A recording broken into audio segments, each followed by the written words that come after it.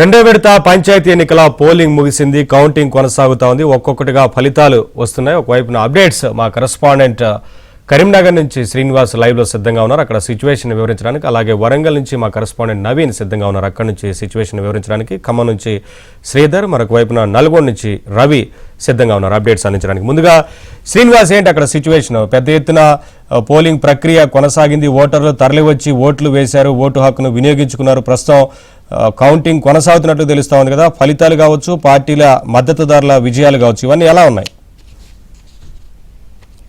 So మొత్తంగా నవీన్, మీరు ముందుగా ఈ పోలింగ్ శాతం ఒక్కొక్క గ్రామంలో 90%, 95% కూడా నమోదైంది అంటే ఓటర్లు ఎలా ఓటు హక్కును వినియోగించుకున్నారో మనం అర్థం చేసుకోవచ్చు. వివిధ అంటే హైదరాబాద్ కానీ ఇతర జిల్లాలో పనిచేస్తున్న వారిని పిలిపించుకొని మరి ఆ ఎన్నికల్లో ఓట్లు వేసుకున్నారు. హుజరాబాద్ నియోజకవర్గంలో ఒక అభ్యర్థి కేవలం 5 ఓట్లతోనే గెలిచాడు. ఇంకొక గ్రామంలో కేవలం 4 ఓట్ల తేడాతోనే గెలిచిన పరిస్థితి ఉంది. అంటే స్థానిక సంస్థల ఎన్నికలు అంటే ఈ పంచాయతీ ఎన్నికలు ఎంత టఫ్ గా ఉన్నాయో అర్థమవుతోంది. ముఖ్యంగా సర్పంచ్ ఎన్నికలు ఎమ్మెల్యేలకు, నియోజకవర్గాల ఇన్ఛార్జీలకు అయితే చాలా టెన్షన్ వాతావరణాన్ని సృష్టిస్తున్నాయి. ముఖ్యంగా ఈ రెండో విడత ఎలక్షన్స్ అయితే ముఖ్య నేతల నియోజకవర్గాల్లో జరిగాయి.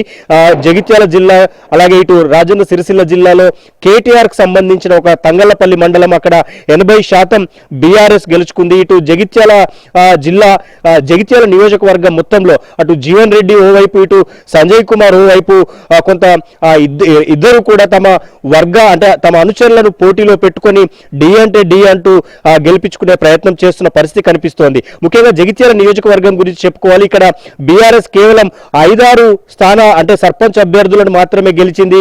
ఇక్కడ బీఆర్ఎస్ నుంచి సంజయ్ కుమార్ ఎమ్మెల్యేగా కాంగ్రెస్ లోకి వెళ్ళిన తర్వాత బీఆర్ఎస్ ను పూర్తి స్థాయిలో నడిపించే నాదుడు పెద్దగా కనపడటం లేదు. ఎందుకో ఎల్ రమణ ఇక్కడ ఉన్నప్పటికీ ఆయన పెద్దగా ఇంట్రెస్ట్ చూపలేదు.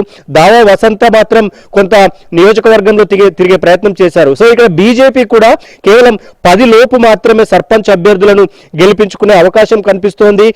బోగస్ రావని, నియోజకవర్గ ఇన్ఛార్జి బోగస్ రావని కొంత అక్కడక్కడ పర్యటించి తన మద్దతుదారులను గెలిపించుకునే ప్రయత్నం అయితే చేసింది. ముఖ్యంగా జీవన్ రెడ్డి, ఇటు సంజయ్ కుమార్ మాత్రం సర్పంచ్ అభ్యర్థుల మీద చాలా ఫోకస్ పెట్టారు. ఇద్దరు కూడా తమ అభ్యర్థులను గెలిపించుకునే ప్రయత్నం చేశారు. ఇక సిరిసిల్లలో ఇందాక చెప్పుకున్నట్టు తంగళ్లపల్లి మండలం ఒక్కటే ఈ రెండో విడతలో కేటీఆర్ కు వస్తోంది. అక్కడ 85% పైగా గెలిచారు. ఇక అటు ధర్మపురి నియోజకవర్గంలోని ధర్మారం మండలంలో కూడా మేజర్ స్థానాలను కాంగ్రెస్ పార్టీ మంత్రి అడ్లూరి లక్ష్మణ్ కాన్స్టిట్యున్సీ కాబట్టి వారు గెలిపించుకునే ప్రయత్నం అయితే చేశారు. Naveen, thank you.